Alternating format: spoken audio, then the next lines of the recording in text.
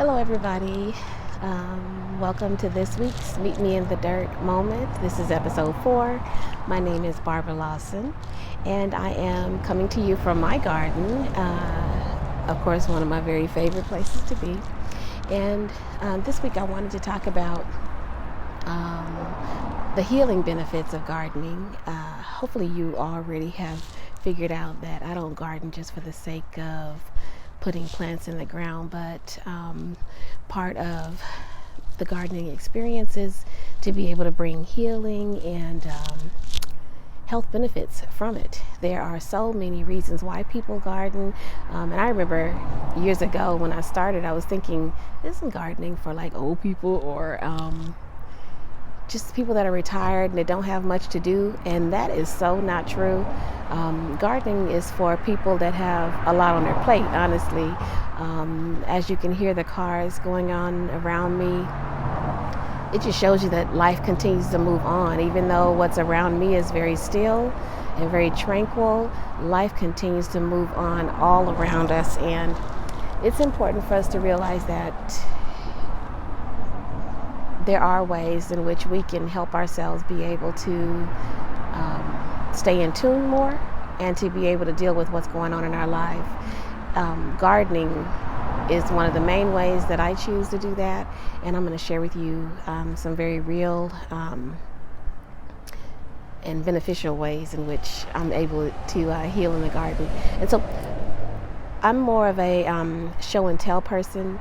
I can read a lot of things in a book. Many of us were taught to read a lot of things in books, but I need to see it for myself. I need to touch it. I need to feel it. I need to be able to make sense of it with my own understanding. And so gardening is a beautiful way to be able to do that. And part of the allure for me of gardening was to be able to take my lived experiences and to be able to create something that offers me hope and that expresses my individual life and experiences in ways that make sense to me. I am a very creative person. I'm an artist. I'm a mom. I'm a wife. I'm many things, as many of you are. And I need release. I need ways to be able to find the part that's just Barbara, irrespective of being Ray's wife and all of my kids' moms, and to be, whatever role I play, even to you. And so gardening and being creative are two ways that I'm able to do that. One of the reasons why I even have this beautiful teacup and saucer set is because it really will give you a visual as to why I garden. As many of you know, I started the garden in an effort to help myself heal from, or grieve properly, honestly, from the loss of my mother almost 24 years ago this year. And one thing we're not taught to do is how to grieve. We go through it, and depending on how old we are, I was 24 when it happened. And I was so unprepared. I don't know if anyone is prepared for death, but I was definitely unprepared.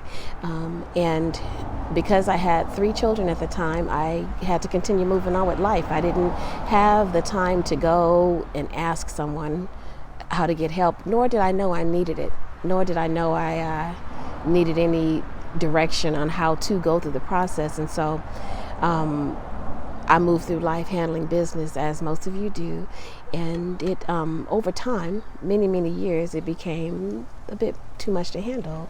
And so in addition to formal therapy, I began this garden at this very same time that I began the other healing modality. And so this garden is so very personal and so very precious to me, which I'm sure you can tell by the way that I photograph the plants. I have love for each and every one of them. But the reason why this particular piece is so important, I wanted to show you again. So I painted this. This is a sunflower. I love sunflowers. They're not my absolute favorite, but they are the favorite of a person who is very dear to me, who absolutely was going through a rough time too. And I remember I had this painted way before that time, but at the time that she was going through her process of needing time to heal, I remember talking with her through it and just, trying to offer whatever advice I could. But honestly, it's something you have to just go through. You have to walk that thing out on your own.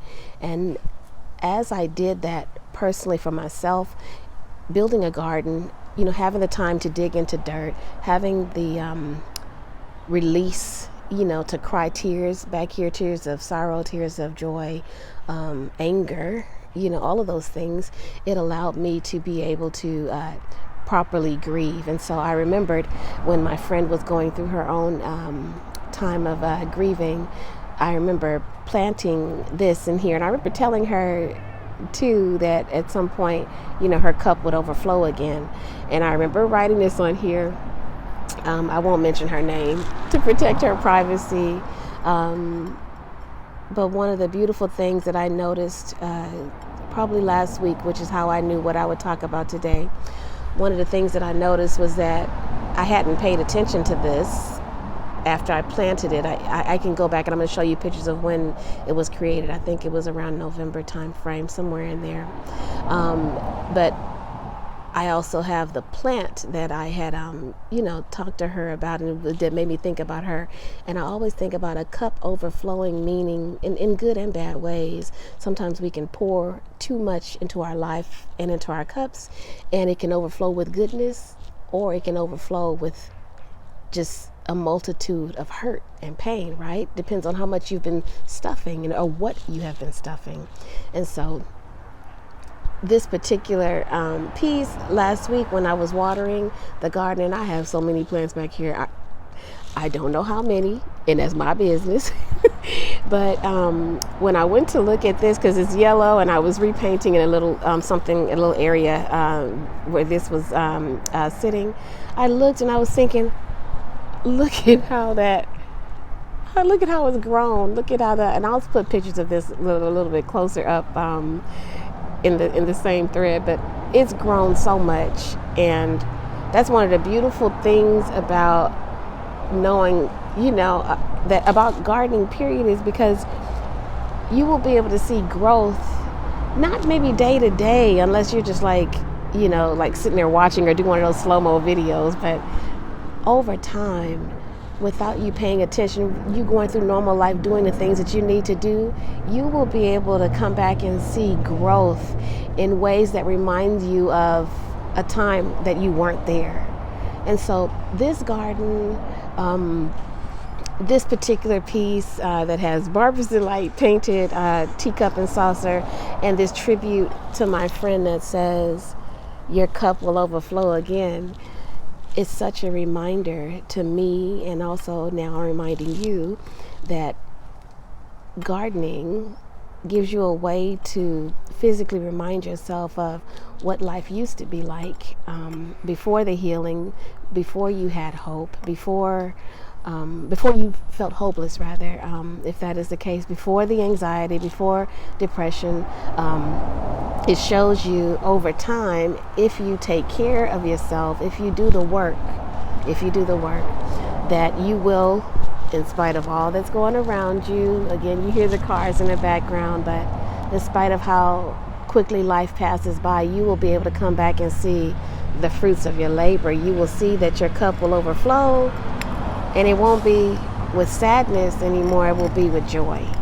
And so I'm going to take a picture of this to send to my friend who I love so much. And she knows, once she sees this, she'll know who she is. But not only did I heal in this garden, but I can tell you my friend healed too.